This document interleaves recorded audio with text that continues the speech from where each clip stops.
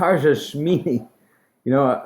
I think most of us were just like dreaming Mashiach's going to come, all our problems will be solved. Wouldn't that have been amazing? And, I think there was a possibility that would have happened. Especially being that there's a Zohar Kodesh and the Tikkunei Zohar that actually talks about the 14 days of Pesach. 14 days of Pesach. I mean, that's taking 2 days to the extreme, each day doubling. No, it's talking about the Zohar, Tikkunei Zohar, I think it's in Tikkun Chav Aleph. He says there that the Elin Abasrin Yamin de Pischa, these are the 14 days of Pesach, the first 7 days of the Pesach Mitzrayim, and then the last 7 days of the future Pesach, of the future redemption. And it seems to be that's why, for those of you who had an 8th day, it's never called Shmini Shel Pesach, it's called Achron Shel Pesach. Because, according to Tzadok HaKohen, in the Pri Tzaddik, he says, the Tikkunei Zohar is hinting to that Achron, that final Pesach. In the end of times, there's going to be another holiday.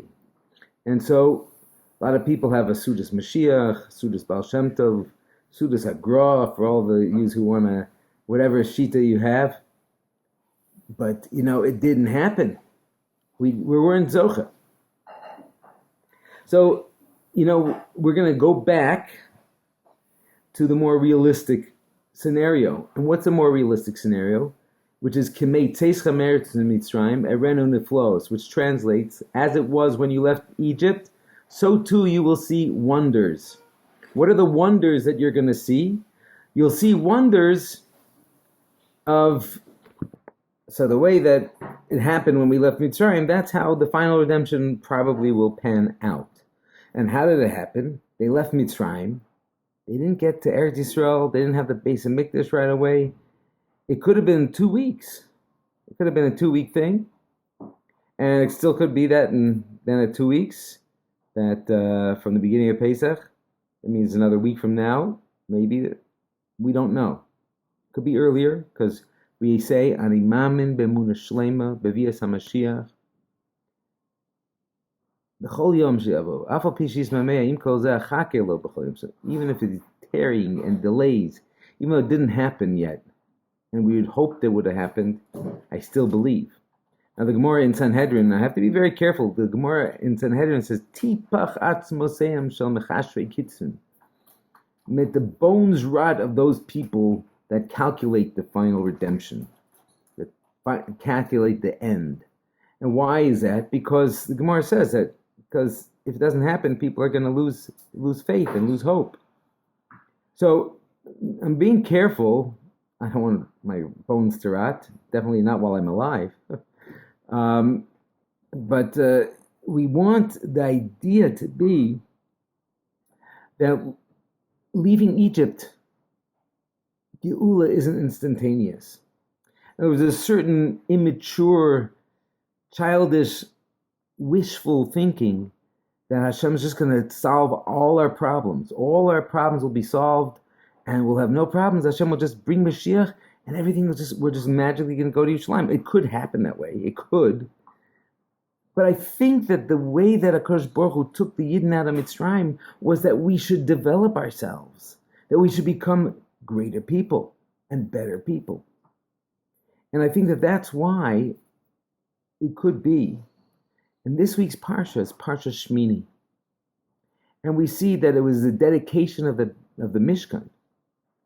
And Aaron played a role, Moshe played a role, Aaron's children, Klal Yisrael, and we see that there was an excitement, a big excitement. They were looking forward to things, but yet they didn't see Hashem yet. They didn't feel the Shekhinah being together with their action.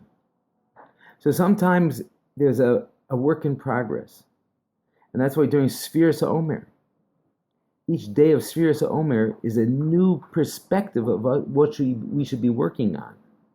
There's another aspect. Today's the 8th day of the Omer. It's the Chesed Shebigvura, for those of you who follow what it says in the little tefillas after the Sfira. Now that people aren't running out of shul, and don't miss a sphere because you're counting and you have time to say it, beautiful tefillah, worthwhile saying. And it gives us an idea of what to work on.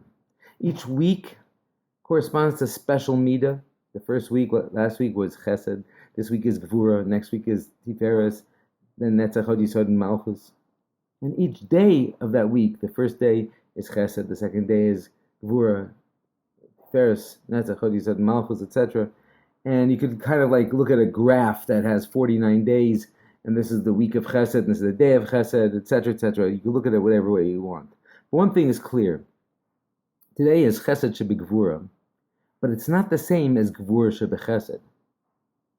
See, the predominant thing of the week is gvura, but then it means the might, seeing the harshness of Hashem, but then also seeing the chesed in when Hashem is being harsh with me. It's like we were expecting that the geula would come. That's what we were hoping, the geula would come, and then it didn't happen. But you know what? It might be for our chesed. It might be for our best.